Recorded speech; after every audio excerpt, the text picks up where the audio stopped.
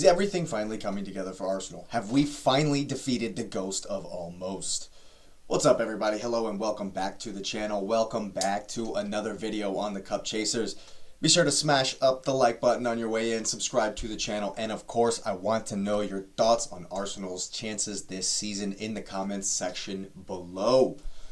So, have we reached the tipping point? Have Arsenal's growing pains, so to speak, finally come to fruition?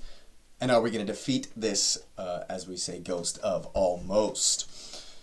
In this video, I want to go over kind of how we've grown, what we've learned, and how we've gotten to this point, and hopefully explain how everything could be coming together all at the right time. In 22-23, we were blitzing teams right out the gate. It was open season, and it was the days before anyone feared us. There were no low blocks, no opposition sitting in believing we couldn't break them down. 13 times that season, we scored in the first 15 minutes of games, and not once did we lose from a winning position after doing so. However, as you may remember, the points we did drop from winning positions would prove to be the downfall. A certain 8 points ahead with just a few games to play. 8 points we dropped from winning positions that season. There always seemed to be a point where the opposition would respond to us kind of calming down and trying to hold on to what we had. Imagine if Granit Xhaka doesn't push Trent at Anfield and the crowd gets all riled up and we crumble. What if Bukayo Saka sinks the penalty at West Ham and we go up 3-0 instead of tying that game 2-2?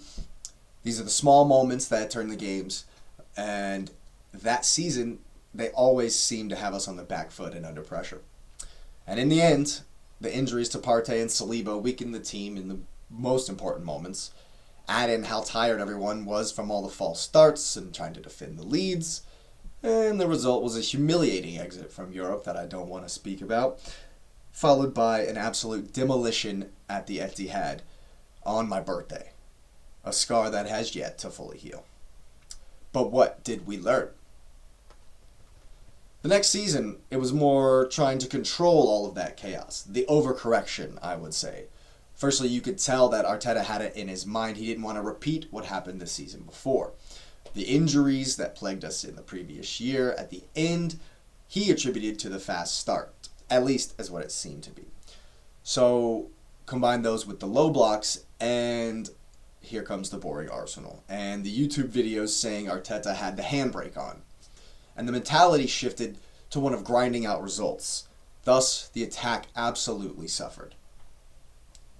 Many fans, myself included, have been clamoring for an out-and-out number 9, an out-and-out striker, bagsman, somebody to bang the goals in, someone who we could always look to come up with the goods in a difficult moment.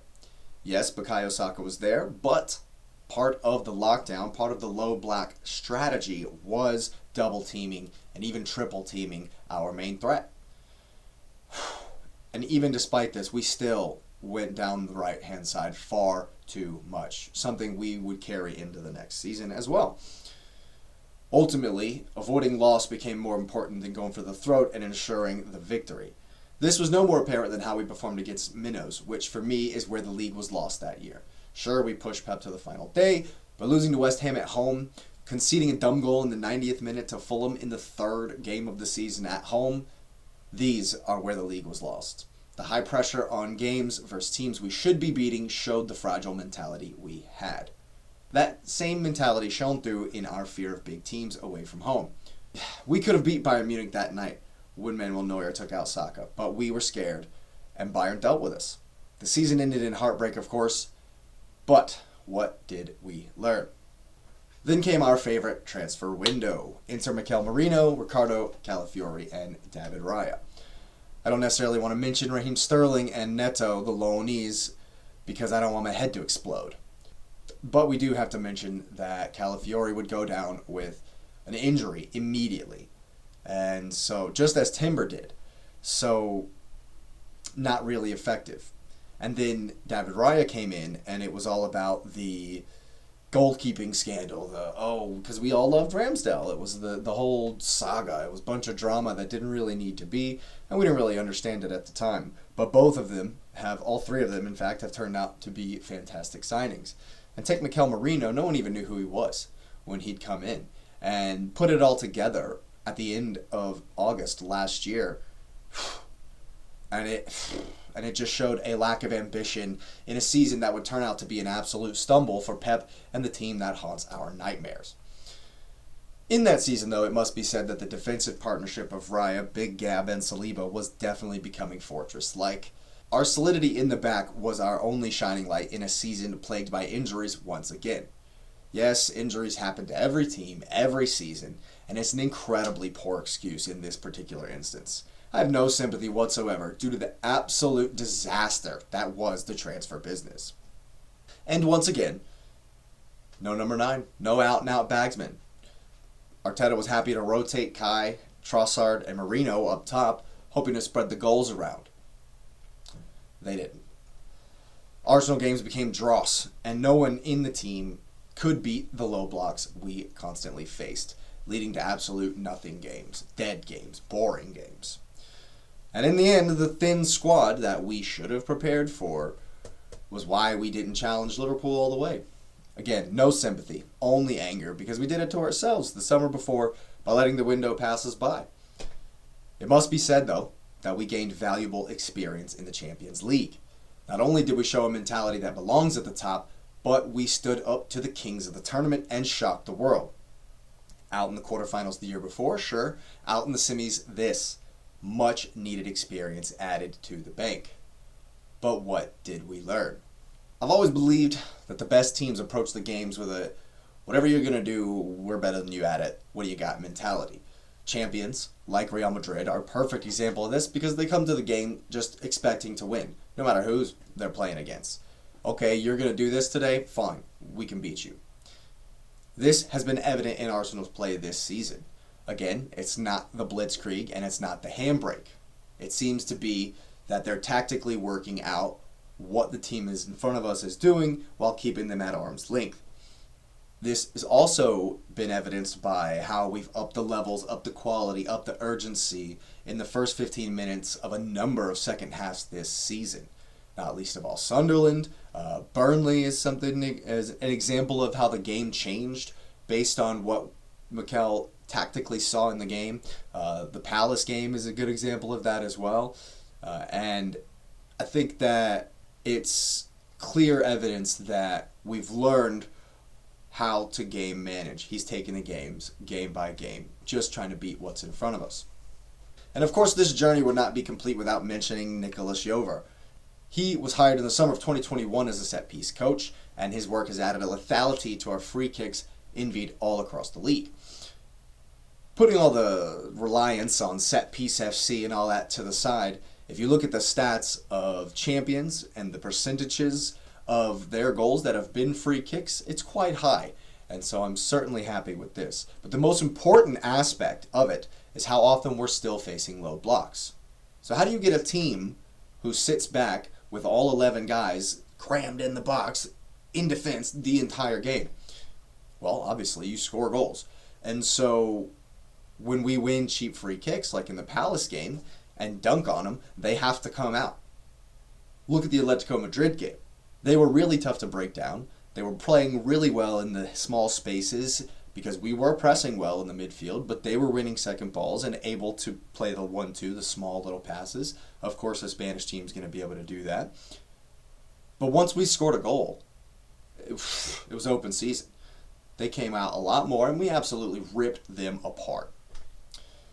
So the squad depth issue has more than been solved this season as well. Yep, injuries have still been a problem, as they always are. But we've really only suffered majorly by not having Gyökeres against Sunderland. I would say would be the biggest factor. I think he could have won us that game with the way he would have pulled the team apart better than Merino.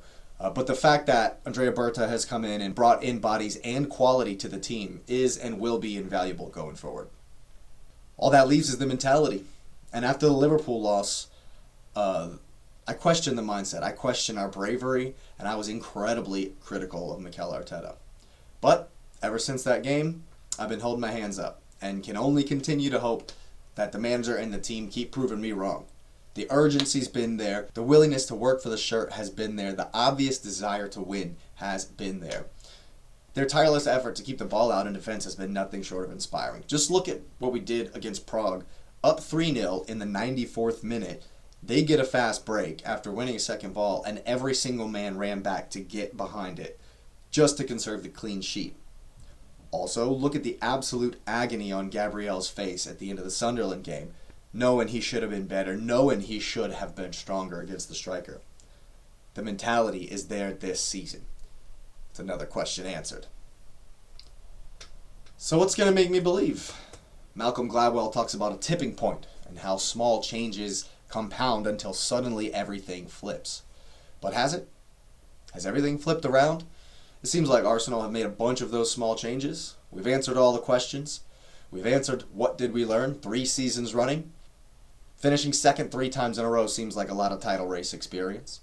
A win at the Bernabeu, a trip to the semifinals of the Champions League last season seems like a lot of Champions League experience.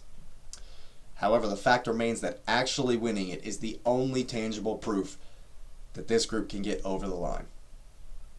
History still paints an absolute horror show.